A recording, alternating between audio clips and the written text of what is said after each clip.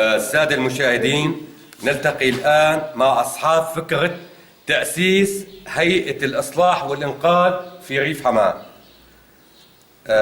السيد وليد حساني، الأمين العام لهيئة الإصلاح والإنقاذ في ريف حماة.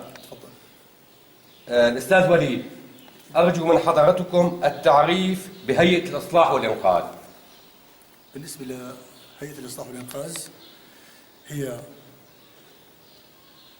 هيئة شعبية مدنية ثورية هدفها تحقيق العدل والمساواة بين جميع المواطنين نازحين أو مقيمين في ريف حماة، والعمل على نصرة المظلوم كي تعود الفائدة على الجميع، والعمل الجاد على نشر الفضيلة ونبذ الرذيلة.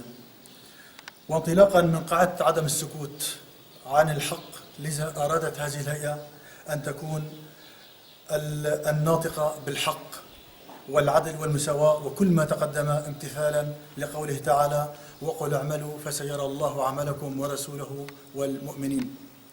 وبناء على الطلب الملح من الأهالي النازحين، من أهلنا النازحين، ولما يلاقونه من صعوبات في حياتهم اليومية، ولا يوجد من يتابع همومهم ومعاناتهم، تم بعونه تعالى تشكيل هذه الهيئة والعمل بما يرضي الله كي تعود الفائدة للجميع.